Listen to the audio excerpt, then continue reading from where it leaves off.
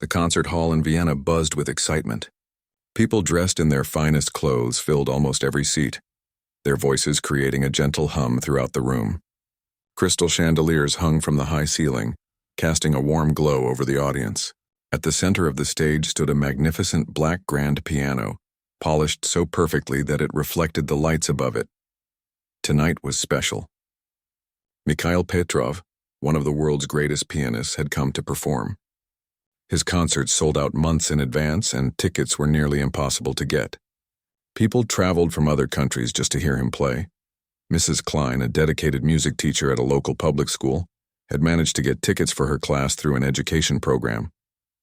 She believed deeply that all children should experience the power of classical music, regardless of their background. Most of her students came from regular families who could never afford such expensive tickets. "Remember, children," she had told them on the bus ride over, "what you're about to hear is something very special. Listen with your heart, not just your ears." The children, dressed in their school uniforms rather than fancy clothes, sat together in a section near the back of the hall. Some looked bored already, fidgeting in their seats and whispering to each other. Others stared wide-eyed at the grandness of it all, having never been inside such an impressive building before. Among them sat Thomas Weber, a small 12-year-old boy with unruly brown hair and bright, attentive eyes. Unlike many of his classmates, he wasn't whispering or looking around. His gaze remained fixed on the empty piano at center stage. Thomas sat perfectly still, his hands folded in his lap, waiting. When Mikhail Petrov finally walked onto the stage, the audience erupted in applause. He was tall and commanding, with silver streaks running through his dark hair. He wore a perfectly tailored black suit and moved with the confidence of someone who knew exactly how good he was. Without smiling, he gave a slight bow to acknowledge the audience, then sat down at the piano. The moment his fingers touched the keys, the entire hall fell silent. He began with Beethoven's Moonlight Sonata, his hands gliding across the keyboard with both power and delicacy. The music filled every corner of the hall, sometimes gentle as a whisper, other times thunderous and overwhelming. From his seat, Thomas watched with complete focus. He didn't just hear the music, he felt it. His fingers twitched slightly in his lap, unconsciously following along with the movements of the master pianist on stage. Mrs. Klein noticed and smiled to herself. For nearly 2 hours, Petrov played piece after piece, each one more impressive than the last. He finished with a challenging Chopin piece that seemed impossible for any human to play. His fingers moved so quickly they almost became a blur. When the final note rang out, there was a moment of complete silence before the audience jumped to their feet in thunderous applause. Petrov stood and bowed several times, his face showing just a hint of satisfaction. As people began to leave, Mrs. Klein gathered her students to head back to the school bus. "Wasn't that amazing?" she asked, her face glowing with excitement. Most of the children nodded politely, but it was clear many were just happy to be able to talk and move around again. One by one they filed out, following Mrs. Klein toward the exit. But Thomas stayed behind. "Thomas," Mrs. Klein called. "We need to go now. Can I just look at the piano for a minute?" he asked quietly. "Please?" Mrs. Klein checked her watch. The bus wouldn't leave for another 15 minutes, and she knew how much Thomas loved music. "Just 5 minutes," she said with a smile. "I'll wait by the door." Thomas nodded gratefully and walked slowly toward the stage. Most of the audience had left by now, though a few people lingered, chatting about the performance. Some of Petrov's admirers had gathered near the side of the stage, hoping for an autograph or a word with the famous pianist. Thomas stood at the edge of the stage, looking up at the magnificent piano. He'd never seen one so beautiful up close. In his mind, he could still hear the music that had filled the hall just minutes before. He imagined what it might feel like to sit on that bench, to touch those ivory keys. Backstage, Mikhail Petrov was speaking with the concert organizers, accepting their praise with practiced modesty. As he walked back toward the stage to collect his sheet music, he noticed the small boy staring at his piano. Something about the intensity of the boy's gaze caught his attention. He was used to admirers, of course, but there was something different about this child. He wasn't starstruck or excited.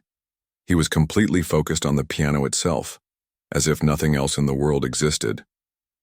On a whim, Petrov walked across the stage toward the boy.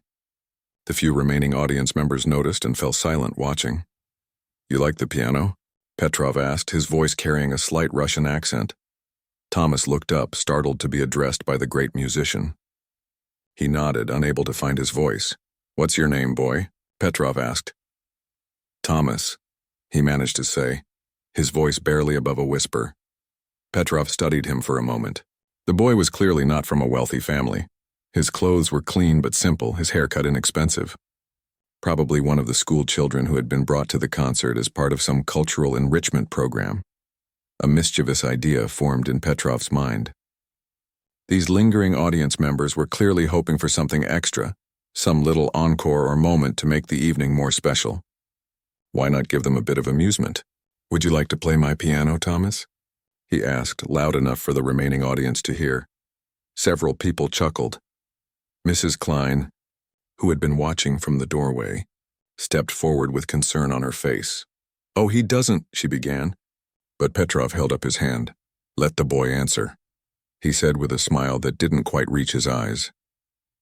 Thomas looked at the piano, then back at the famous pianist. I've never played a real one before," he admitted softly. This statement amused Petrov even more. Perfect. The boy had never even touched a piano, yet had been staring at it with such longing. The audience would find it charming, the great master indulging a child's fantasy for a moment. "Come," Petrov said, gesturing grandly toward the stage steps. "I insist." The remaining audience members exchanged glances, some smiling at what they thought would be a cute moment, others embarrassed for the boy who was about to be put on display. Thomas hesitated, looking back at Mrs. Klein. She gave him an encouraging nod, though her eyes showed concern. Slowly, he walked up the steps to the stage, each footstep echoing in the now quiet hall. Petrov guided him to the piano bench with exaggerated courtesy, even adjusting it as if preparing for another professional performance. A few more people who had been leaving stopped to watch, curious about what was happening. "Sit," Petrov instructed, stepping back with a flourish. Thomas sat down carefully on the bench, his feet barely reaching the pedals below. The piano seemed enormous from this angle, the keyboard stretching out before him like a vast landscape of black and white. "Now play something for us," Petrov said with a hint of amusement in his voice. He turned slightly toward the audience and raised an eyebrow, inviting them to share in the joke. Thomas stared at the keys. They gleamed under the stage lights, smooth and perfect. Slowly, he raised his hands and placed them gently on the keyboard, feeling the cool ivory beneath his fingertips. The hall was completely silent now. Everyone watched, some with secondhand embarrassment, others with mild amusement, waiting for the child to plunk out a few random notes before the joke would end. Mrs. Klein bit her lip, wishing she had stopped this from happening. She knew Thomas was sensitive, and she worried about how he would feel being made fun of by someone he admired. Thomas took a deep breath. He closed his eyes for just a moment, remembering the music he had heard earlier that night. The beautiful flowing notes of Beethoven's Moonlight Sonata still echoed in his mind. And then, he began to play. The first notes rang out clearly in the hushed concert hall. Not random, clumsy sounds, but the distinct, haunting opening of the very piece Petrov had played at the start of his concert. Thomas's small fingers moved with surprising confidence, creating sounds so beautiful that several people gasped. Petrov's smug smile froze on his face. His eyes widened as he watched the boy's hands move across the keyboard with a natural grace that seemed impossible. The joke had suddenly, unexpectedly, turned on him. As Thomas continued to play, losing himself in the music, the few dozen people who had stayed behind stood in stunned silence. This was no ordinary child. This was something else entirely, something none of them, least of all Mikhail Petrov, had been prepared to witness. The concert hall seemed to hold its breath as Thomas's fingers danced across the piano keys.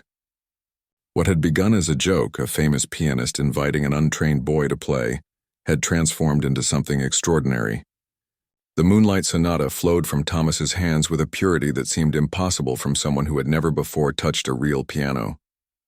Mikhail Petrov stood frozen beside the grand piano, his face a mask of disbelief. He was a man who had spent decades perfecting his craft, practicing 8 hours a day since childhood, and yet here was this small boy playing with a natural grace that many trained musicians would envy. As Thomas reached the end of the first movement, he didn't stop. Without hesitation, his hands shifted position, and he began the second movement, a completely different section that required greater technical skill. The audience exchanged glances of amazement. This was beyond unusual. It was almost unbelievable. Mrs. Klein watched from the edge of the stage, her hand pressed to her mouth. She had known Thomas was interested in music. He always paid special attention during music class, but she had no idea he possessed this kind of talent. How could she have missed it? Thomas himself seemed lost in another world. His eyes were half closed, his body swaying slightly with the rhythm of the music. He played not like someone reproducing notes they had memorized, but like someone telling a story they felt deeply. The piano sang under his touch, each note perfectly timed, each phrase shaped with remarkable sensitivity. What made it even more astonishing was that Thomas wasn't just copying Petrov's interpretation from earlier in the evening. He was playing the piece in his own way, slightly slower in parts with different emphasis, finding emotional depths that even Petrov hadn't explored. People who had been heading for the exits turned back, drawn by the unexpected music. They stood in the aisles watching with growing wonder. A woman in the front row wiped away tears. A music critic who had stayed to speak with Petrov scribbled frantically in his notebook. After finishing the second movement, Thomas paused for just a moment. Petrov thought the boy might stop there. The third movement was notoriously difficult, requiring technical skills that took years to develop. But after taking a deep breath, Thomas launched into it.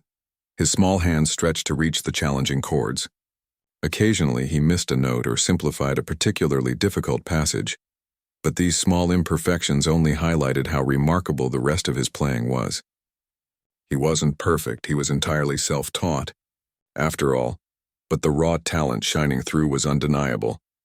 Petrov found himself leaning closer, studying the boy's technique with growing fascination. Thomas's fingering was unconventional, clearly not taught by any traditional teacher. He had somehow figured out his own way to make the music work. When Thomas finally played the last notes of the sonata, the hall remained silent for several heartbeats. Then, as if waking from a shared dream, the audience erupted in applause, wilder and more genuine than what they had offered Petrov earlier. People stood, cheering and calling out words of amazement. Thomas blinked, seeming to return to himself. He looked around, suddenly shy again as he realized everyone was applauding for him. A blush crept up his cheeks and he quickly stood from the piano bench, unsure what to do. Petrov, recovering from his shock, stepped forward. His planned joke had backfired spectacularly, but he was a professional above all else. He placed a hand on Thomas's shoulder and guided him to the front of the stage, showing him how to take a proper bow. "Where did you learn to play like that?" Petrov asked quietly as they straightened up, his voice barely audible over the continuing applause. Thomas looked down at his shoes. Not really," he mumbled. Before Petrov could question him further, Mrs. Klein rushed onto the stage. Her eyes were bright with tears and pride. "Thomas, that was incredible," she exclaimed, giving him a quick hug. Then turning to Petrov, she said, "I'm so sorry, Mr. Petrov. We really should be going. The school bus is waiting." "Wait," Petrov said, his voice regaining its authoritative tone. "I need to speak with you both." He turned to address the audience, who were still applauding. "Thank you for your kindness to this young performer. The hall will be closing shortly." The audience gradually began to disperse, though many lingered, discussing what they had just witnessed. Whispers spread. Who was this boy? Where had he come from? How had no one discovered him before? Petrov led Thomas and Mrs. Klein to a small room backstage where performers prepared before concerts. It was elegantly furnished with comfortable chairs, a mirror surrounded by lights, and a small table holding a water pitcher and glasses. "Please sit," Petrov said, gesturing to the chairs. His manner had completely changed. Gone was the arrogance and condescension. Now he was intensely curious, even respectful. Thomas sat on the edge of a chair, his legs dangling. He looked very small in the large backstage room, surrounded by the trappings of professional musicians. "Young man," Petrov began, pouring water into 3 glasses. "I must apologize for my behavior earlier. I invited you to play as a kind of joke. That was wrong of me." Thomas nodded slightly but didn't speak. "Now, I must know," Petrov continued, handing glasses of water to both Thomas and Mrs. Klein. "How is it possible that you play like that without training? Mrs. Klein, she supplied. I'm Thomas's music teacher at school. Mrs. Klein, has Thomas received piano lessons? Private instruction of some kind. She shook her head. No, not that I'm aware of.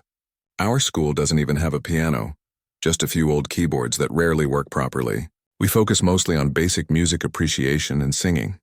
She looked at Thomas with new eyes. Thomas, have you been taking lessons somewhere else? Thomas shook his head, finally finding his voice. No, ma'am. Then how? Petrov pressed, leaning forward in his chair. How did you learn that sonata?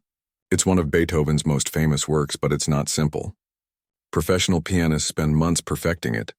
Thomas looked uncomfortable with all the attention. He twisted his hands in his lap. I listen to music at the library, he said softly. They have headphones and CDs you can borrow. I go there after school sometimes, Mrs. Klein nodded. The public library has a good music section. Thomas often gets permission to go there instead of after-school care. And just from listening, you taught yourself to play like that? Petrov asked, his disbelief evident. Thomas hesitated. I practice at home. You have a piano at home? Petrov asked, his eyebrows rising. Thomas shook his head again. No, sir. We can't afford one. Then how do you practice? Thomas looked down at his hands, clearly embarrassed. I drew a keyboard on a big piece of paper. I taped it to the kitchen table. I practice on that when my mom's at work. The room fell silent. Mrs. Klein looked as if she might cry again. Even Petrov, who had seen many things in his long career, seemed deeply moved. You practice on a paper keyboard? He repeated slowly. Thomas nodded. I can hear the notes in my head when I press the paper keys. I know that sounds weird. No, Petrov said quietly. It doesn't sound weird at all. It sounds like you have a very special gift. He set his water glass down and studied Thomas with new intensity. How long have you been doing this? Thomas thought for a moment. About 2 years, I guess. Since I was 10. That's when I first heard classical piano music at the library. And you can play other pieces too? Not just the Moonlight Sonata? I think so, Thomas said. If I've heard them enough times. Petrov stood up suddenly and walked to the door. Anton, he called out to his assistant, who was never far away. Get Dr. Horvath on the phone immediately. Tell him it's urgent. He turned back to Thomas and Mrs. Klein. Dr. Horvath is the director of the Vienna Academy of Music. He's also an old friend. I think he will want to meet Thomas as soon as possible. Mrs. Klein looked worried. Mr. Petrov, I appreciate your interest, but Thomas needs to return to school. His mother will be expecting him. I can't just— Of course, Petrov interrupted, waving a hand. We'll arrange everything properly. But please, Mrs. Klein, you must understand what we've witnessed tonight is extremely rare. Thomas has what musicians call perfect pitch and exceptional auditory memory. Combined with his natural feeling for the instrument, he shook his head in wonder. In my 40 years as a pianist, I've never seen anything quite like it. Thomas looked up, surprised.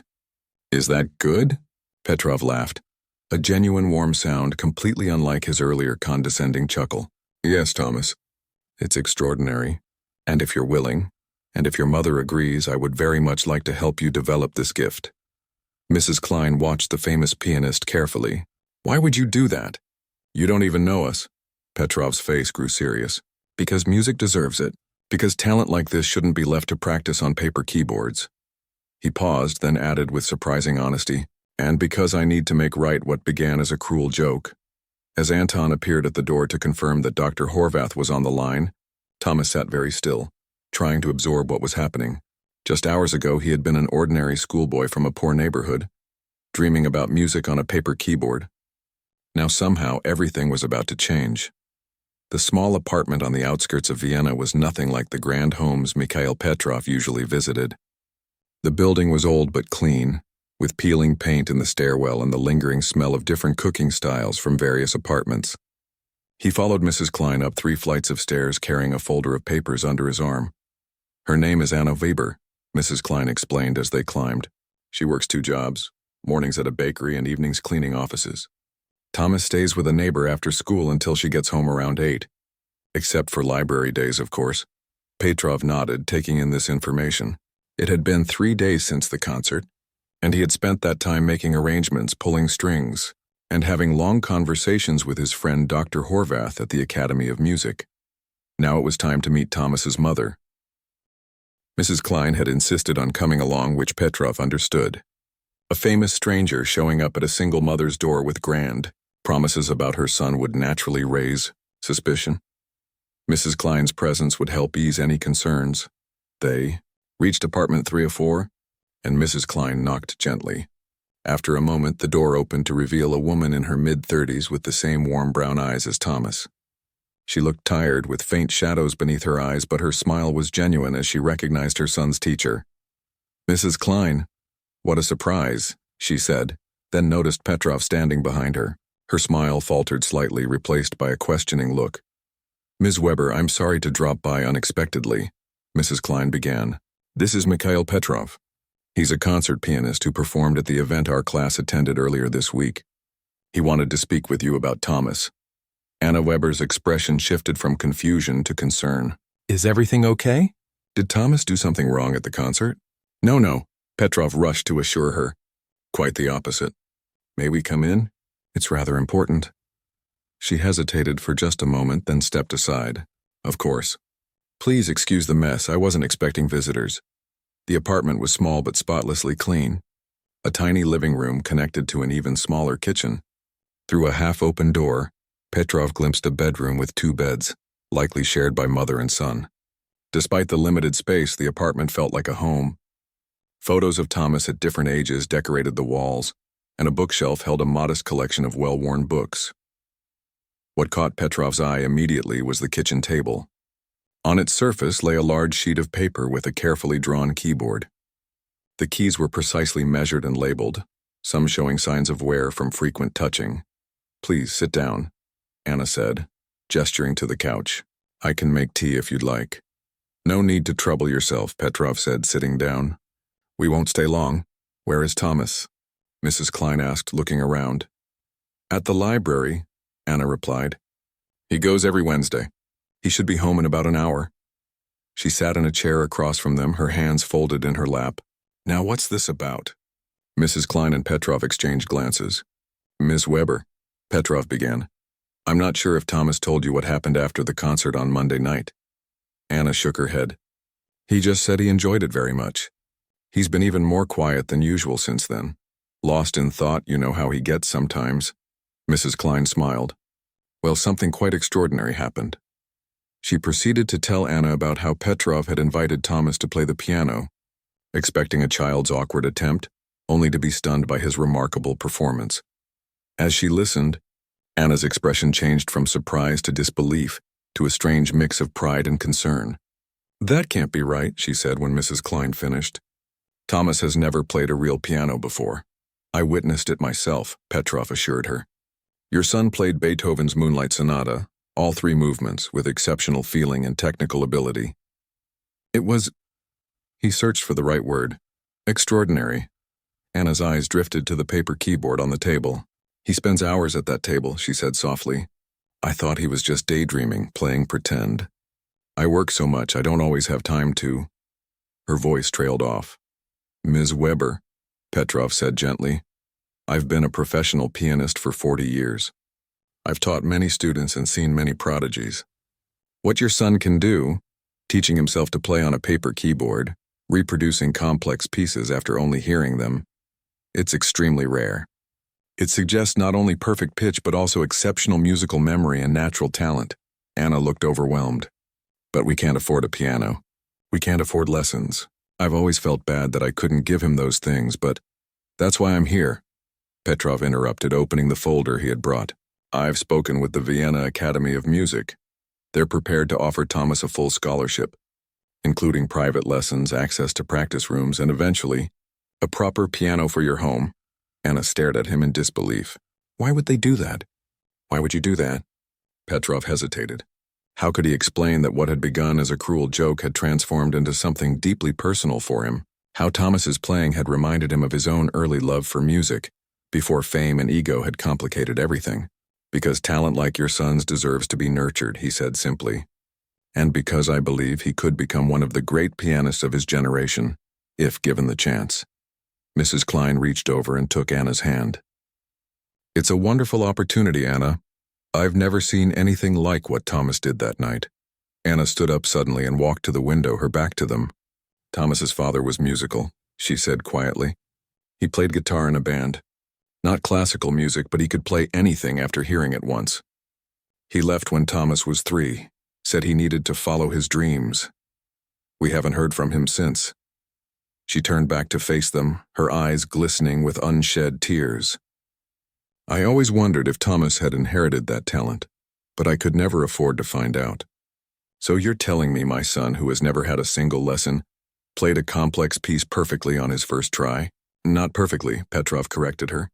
There were mistakes, but the natural ability, the emotional intelligence in his playing, that can't be taught. That's something he was born with. A key turned in the lock and the door opened. Thomas stepped in, a stack of library books cradled in his arms. He stopped short when he saw the visitors, his eyes widening at the sight of Mikhail Petrov sitting in his living room. Thomas, his mother said, her voice thick with emotion. Why didn't you tell me what happened at the concert? Thomas set his books down carefully on a small table by the door. I didn't think you'd believe me, he said softly. And I thought you might be upset that I played someone else's piano without permission. Upset? Anna crossed the room and wrapped her arms around her son. I'm proud of you. So proud. Over her shoulder, Thomas looked at Petrov with questioning eyes. The famous pianist nodded encouragingly. After a moment, Anna released her son and wiped her eyes. These people say you have a special talent, that you might be able to study at a music academy. Thomas's face lit up, then quickly fell. But we can't afford. It would be a full scholarship, Petrov interjected. Everything covered, really? Thomas whispered, hope dawning on his face. Dr. Horvath had asked Petrov why he was so invested in this particular child. There were many talented young musicians in the world, after all. Petrov hadn't been able to articulate it fully, but watching the hope bloom on Thomas's face now, he thought he understood better. This wasn't just about talent.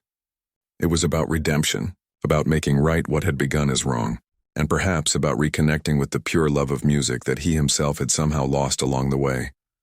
There's more, Petrov said, pulling another document from his folder. The Academy would like Thomas to perform at their annual showcase next month. It would be a short piece, perhaps the first movement of the Moonlight Sonata, but it would introduce him to the musical community here in Vienna. A performance? In front of people? Thomas looked terrified at the thought. You already did that, his mother reminded him with a gentle smile. From what Mrs. Klein tells me, you did wonderfully. That was different, Thomas protested. I didn't know what was happening. I just played, Petrov leaned forward. And that's exactly what you'll do again. Just play, Thomas. The music is already inside you. Thomas thought for a moment, then nodded slowly. Okay, I'll try. As they discussed the details, practice schedules when Thomas would start lessons, transportation arrangements, a local news crew was already preparing a segment about the extraordinary events at Monday's concert. A culture reporter had been in the audience and had captured part of Thomas's performance on his phone. By the following evening, the video had been shared thousands of times online. The headline read, Watch. Famous pianist joke backfires when unknown boy reveals extraordinary talent. The story was spreading quickly. The poor boy who had taught himself on a paper keyboard, the arrogant master who had tried to humiliate him only to discover a prodigy, the life-changing opportunity that had resulted from a moment of cruelty turned to wonder. People loved the story because it contained so many elements that resonated. Hidden talent being discovered, an underdog triumphing redemption, and the transformative power of music. But most of all, they loved it because it was true. As night fell over Vienna, Thomas sat at his kitchen table, fingers moving silently over his paper keyboard. But now, for the first time, he had more than just the music in his head to sustain him. He had hope for a future he had never dared to imagine. The first real piano lesson was nothing like Thomas had imagined. He had pictured a stern teacher forcing him to play scales for hours like he had seen in movies. Instead, he found himself sitting beside Mikhail Petrov in a beautiful practice room at the Vienna Academy of Music, surrounded by tall windows that let in streams of morning light. Before we begin, Petrov said, I want you to understand something important. He placed his hands on the keys without pressing them. For most students, I teach technique first, how to hold their hands, how to press the keys, how to read music. But you're different, Thomas. You already have music inside you. What I need to do is help you bring it out in the best way possible. Thomas nodded, his hands resting nervously in his lap. "Don't be afraid," Petrov said, noticing his hesitation. "This piano won't bite you. It's just—" Thomas looked around the elegant room with its polished wooden floors and framed portraits of famous composers. "I don't belong here." Petrov's expression softened. "That's where you're wrong. You belong here more than many students who have been playing for years." He gestured to the piano. "Show me your paper keyboard technique. Play anything you like." Slowly, Thomas placed his hands on the keys, positioning them just as he had countless times on his paper keyboard at home.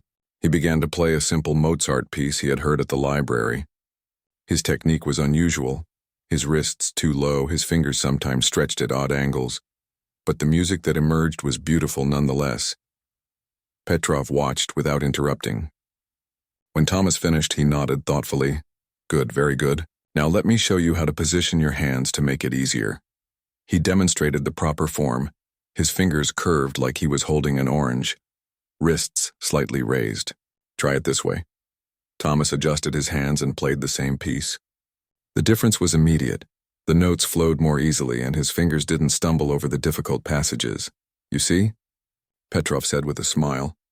The music was already there. The technique just helps it come out more clearly.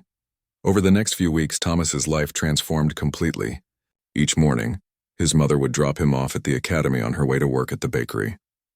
He would spend hours practicing, working with Petrov and other teachers, learning music theory and history. In the afternoons, he attended his regular school, where his classmates now looked at him with a mixture of awe and curiosity. The upcoming showcase performance loomed large in his mind. Sometimes at night, he would wake up in a panic, dreaming that he had walked on stage and forgotten how to play. His mother would sit on the edge of his bed, stroking his hair until he fell back asleep. "You don't have to do this if you don't want to," she told him one night. "No one would blame you for being nervous." "I want to do it," Thomas insisted. "I'm just scared I'll mess up." "Then mess up," she said simply. "The world won't end, and you'll have learned something." Her practical wisdom calmed him more than any technical advice from his teachers. The video of Thomas playing at Petrov's concert had now been viewed millions of times online. Reporters had shown up at their apartment building, wanting interviews with the paper keyboard prodigy, as they had dubbed him.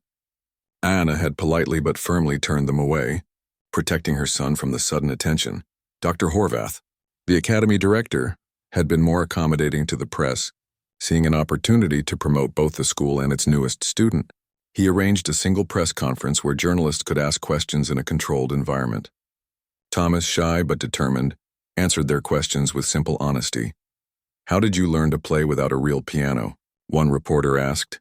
"I just listened and tried to remember," Thomas replied. "In my head, I could hear how it was supposed to sound." "Were you nervous playing in front of Mikhail Petrov?" Thomas thought for a moment. "I didn't think about who was listening. I just wanted the music to sound right." His straightforward answers charmed the journalists, and the resulting articles painted him as a natural talent, uncorrupted by ego or ambition. A refreshing change in the competitive world of classical music. Petrov, watching from the side of the room, felt a complex mix of emotions: pride in his student's poise, amazement at his raw talent, and a growing awareness of how his own life had been changed by that chance encounter. For years, Petrov had lived in a bubble of acclaim and admiration. His concerts sold out, critics praised his technical brilliance, and students competed for the honor of studying with him. But somewhere along the way, he had lost the simple joy of making music. It had become a performance rather than a passion. Watching Thomas play, seeing the pure absorption on his face, the way he seemed to disappear into the music, reminded Petrov of his own childhood, when he would play for hours simply because he couldn't bear not to. One afternoon, about 2 weeks before the showcase, Petrov arrived for their lesson to find Thomas already at the piano, working on a piece they hadn't discussed. "What's that you're playing?" Petrov asked, setting down his briefcase. Thomas jumped slightly, not having heard him enter. "Nothing," he said quickly, pulling his hands away from the keys. "It didn't sound like nothing," Petrov pressed. "It sounded interesting." "Something new?" Thomas hesitated, then nodded. "I was just trying something." "Your own composition?" Petrov asked, intrigued. Thomas nodded again, looking embarrassed. "Play it for me." Petrov said, sitting beside him on the bench. Reluctantly, Thomas began to play. The piece started simply, a clear, wistful melody in the right hand with gentle chords in the left. But it gradually grew more complex, weaving in elements that reminded Petrov of both classical forms and more contemporary styles. It wasn't technically perfect, but it had an emotional authenticity that couldn't be taught. When Thomas finished, he looked up nervously. "It's not very good, I know." "Not good?" Petrov shook his head in wonder. "Thomas, it's remarkable. Especially for someone who has never studied composition. Where did this come from?" Thomas shrugged, uncomfortable with the praise. "I just hear it in my head sometimes. Different from the music I listen to, but mine, I guess." Petrov was silent for a moment, thinking. Then he said, "For the showcase, we planned for you to play the Moonlight Sonata, the piece everyone has already heard you play online." Thomas nodded. "I've been practicing it every day. What if," Petrov said slowly, "you played your own composition instead?" Thomas's eyes widened. "But that's not... I mean, people would expect..." "Yes, they would expect Beethoven played beautifully by a newly discovered prodigy," Petrov agreed. "But what if instead they heard something entirely new, created by that same prodigy? Something no one has ever heard before?" "I don't know if I'm ready for that," Thomas whispered. "That's the beauty of playing your own music," Petrov said with a smile. "No one else knows how it's supposed to sound. There are no wrong notes." The day of the showcase arrived with the kind of perfect autumn weather that makes Vienna especially beautiful. Golden light filtered through the trees lining the streets, and a gentle breeze carried the scent of coffee and pastries from nearby cafes. The Academy's concert hall, smaller and more intimate than the grand venue where Petrov had performed, was filled to capacity. Music teachers, students, critics, and curious members of the public who had secured tickets sat in anticipation. In the front row, Anna Weber wore a new dress she had bought for the occasion, her hands clasped tightly in her lap. Backstage, Thomas peeked through the curtain at the gathering audience. He wore a new suit that Petrov had insisted on having tailored for him. Nothing flashy, but well-fitted and appropriate for a young performer. "Nervous?" Petrov asked, adjusting Thomas's tie. "Terrified," Thomas admitted. "Good. A little fear keeps us honest." Petrov knelt down to look Thomas in the eye. "Remember what we discussed. Play for yourself first. The audience comes second." Thomas nodded, taking a deep breath. Dr. Horvath stepped onto the stage to introduce the Academy's newest student. He spoke briefly about discovering extraordinary talent in unexpected places, and the school's commitment to nurturing the next generation of musicians. "And now," he concluded, "please welcome to the stage Thomas Weber." The audience applauded warmly as Thomas walked out, looking very small against the backdrop of the grand piano. He bowed slightly as Petrov had taught him, then sat down at the bench. The hall fell silent. For a moment Thomas sat perfectly still, his hands hovering above the keys. In that silence he could feel everything, his racing heart, the weight of expectations, the memory of his paper keyboard, the presence of his mother in the front row, and somewhere deeper, the music that had always lived inside him, waiting to be set free. He placed his hands on the keys and began to play his own composition. The first notes rang out clear and true, filling the hall with a sound that was both familiar and entirely new. The voice of a boy who had found his way to music against all odds, and who now had something uniquely his own to share with the world. 5 years passed like the turning pages of a beautiful book. Each day brought new challenges, new music, and new growth for Thomas. The small apartment on the outskirts of Vienna had been traded for a modest but comfortable home closer to the Academy, where a real piano, a gift from an anonymous donor, though Thomas suspected Petrov, occupied the front room. At 17, Thomas had grown tall and lanky, his childish roundness replaced by the sharper angles of young adulthood. His hands, once so small on the keyboard, now stretched easily to reach difficult chords. But some things remained unchanged: his quiet nature, his deep love of music, and the look of complete absorption that came over his face when he played. On a crisp spring morning, Thomas sat in Petrov's private studio, playing the final notes of a Chopin etude. The years of proper training had refined his natural talent into something truly exceptional. His technique was now flawless, but more importantly, He had maintained that rare emotional connection to the music that had stunned Petrov on that fateful night 5 years ago. "Good," Petrov said when Thomas finished. "Very good, but I heard hesitation in the middle section. You're still thinking too much." Thomas nodded, knowing his teacher was right. "I get caught up in the technical details sometimes." "The technical details must become so automatic that you don't think about them at all," Petrov said. "Like breathing. Do you think about breathing?" "Only when you remind me that I shouldn't," Thomas replied with a small smile. Petrov laughed, a warm sound that would have surprised those who knew him only as the stern, demanding maestro of the concert stage. Over the years, his relationship with Thomas had evolved from teacher and student to something closer to mentor and protege, with moments of almost fatherly affection. "Are you ready for tomorrow?" Petrov asked, turning serious. Thomas took a deep breath. "As ready as I'll ever be, I suppose." Tomorrow was no ordinary day. It marked Thomas's debut at Carnegie Hall in New York City, one of the most prestigious venues in the world for classical musicians. At 17, he would be one of the youngest soloists to perform there in recent years. The journey to this moment had not been smooth or easy. There had been frustrations, plateaus where progress seemed to stall, and moments of doubt when Thomas questioned whether he truly belonged in the rarefied world of classical music. There had also been triumphs. His first composition performed by the Academy's student orchestra, his first international competition, where he placed second and Petrov had grumbled for weeks that the judges were deaf, his first professional recording, which had received glowing reviews. Through it all, his mother had remained his anchor, keeping him grounded when praise threatened to go to his head, encouraging him when criticism cut too deep. She had reduced her working hours, taking a single administrative job at the academy itself that allowed her to be more present in her son's life. They remained close, their bond strengthened rather than strained by Thomas's growing success. "I want you to remember something important," Petrov said, closing the piano lid gently. "Carnegie Hall is just a building.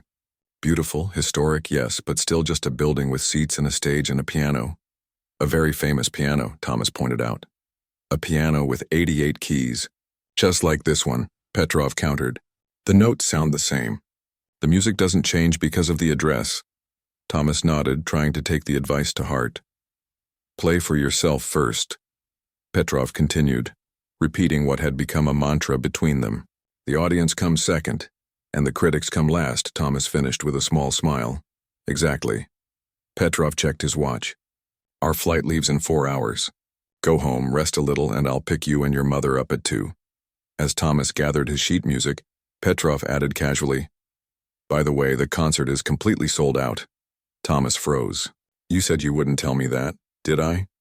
Petrov raised an eyebrow innocently. "My memory must be failing in my old age." "You're not old," Thomas said automatically. Though at 65, Petrov's hair had turned completely silver, and fine lines marked the corners of his eyes. "Old enough to remember when you couldn't reach an octave," Petrov replied, patting Thomas on the shoulder. "Now go, rest, tomorrow is a big day." New York City was nothing like Vienna. Where Vienna felt like a comfortable old book full of familiar stories, New York was like a lightning storm, bright, loud, and crackling with energy. From the moment they landed, Thomas felt both exhilarated and overwhelmed by the pace and intensity of the city. Their hotel was near Carnegie Hall, allowing Thomas to visit the venue for a brief rehearsal the afternoon before the concert. Standing on the famous stage, looking out at the empty seats that would soon be filled with over 2,800 people, he felt a wave of nerves wash over him. "It's bigger than I expected," he said quietly to Petrov, who stood in the wings watching. "The acoustics are perfect," Petrov replied. "You don't need to play any differently than you would in my studio. The hall will carry your music to every corner." Thomas nodded and sat at the Steinway concert grand. He played a few experimental notes, feeling the action of the keys, listening to how the sound resonated in the space. Then, almost without thinking, he began to play the piece that had started everything, Beethoven's Moonlight Sonata. As the familiar notes filled the hall, Thomas was transported back to that first night, when he had sat at a piano for the very first time. How strange and wonderful the journey had been since then, from a paper keyboard to Carnegie Hall in 5 short years. When he finished, he heard a single person clapping from the back of the otherwise empty hall. Squinting against the stage lights, he could just make out a figure standing in the center aisle. "Who's there?" he called out. "Just an admirer," a woman's voice called back. As she walked closer, he recognized her. Sophia Chen, one of the world's most celebrated pianists, whose recordings he had studied extensively. "Ms. Chen," Petrov said, stepping onto the stage. "What a pleasant surprise." "I heard this young man was rehearsing today," she said, reaching the front row. "I wanted to hear for myself if the rumors were true." She looked directly at Thomas. "They didn't do you justice." Thomas felt himself blushing. "Thank you," he managed to say. "I'll be in the audience tomorrow night," she said. "I look forward to hearing your full program." After she left, Thomas turned to Petrov with wide eyes. "Sophia Chen is coming to my concert?" "The music world is small," Petrov said with a slight smile. "Word travels fast when someone exceptional appears." That night, Thomas barely slept. He lay awake in his hotel room, going over his program in his mind. Bach, Chopin, Rachmaninoff, and finally, his own composition, an expanded version of the piece he had played at his first showcase 5 years ago, now developed into a full sonata. The next evening arrived with impossible speed. Backstage at Carnegie Hall, Thomas adjusted his bow tie for the third time and tried to control his breathing. His mother came in, looking elegant in a simple blue dress. "You look so handsome," she said, straightening his already straight tie. "I'm scared," he admitted. "I'd be worried if you weren't," she replied. "But you've worked so hard for this moment. Just play from your heart like you always do." Petrov entered, impeccable in his tuxedo. "5 minutes," he said. Then, noticing Thomas's expression, he added more gently, "Remember why you play, Thomas. Not for them, not for reviews or fame or history, for the music itself, for that feeling you had the very first time." Thomas nodded, closing his eyes briefly. In his mind, he saw the paper keyboard on his kitchen table, felt the silence of pressing down on nothing, heard the music that had somehow always lived inside him. "Ladies and gentlemen," came the announcement over the speakers, "please welcome to the stage in his Carnegie Hall debut, Thomas Weber."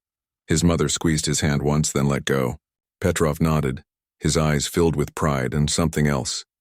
Perhaps the bittersweet recognition that his student had become a master in his own right. Thomas walked onto the stage to enthusiastic applause. The lights were bright, making the audience a sea of indistinct faces, but in the front row he could just make out his mother and Petrov sitting side by side. He bowed, then sat at the piano. In that moment of silence before the first note, he felt a perfect calm settle over him.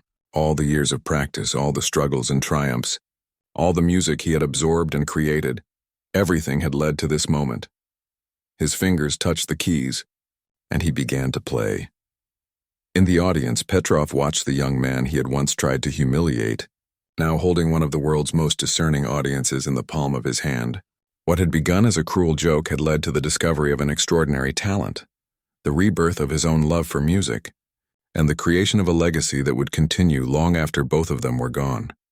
Next to him, Anna Weber watched her son with tears of pride in her eyes. The boy who had once practiced silently on a paper keyboard was now filling one of the world's greatest concert halls with music of breathtaking beauty. And on stage, Thomas played as if he were still that 12-year-old boy, hearing the music in his head and simply letting it flow through his fingers into the world. The technical mastery was there, the years of training evident in every perfect phrase. But underneath it all was the same pure connection to the music that had stunned everyone on that first night. When the final notes of his own composition faded away, there was a moment of complete silence.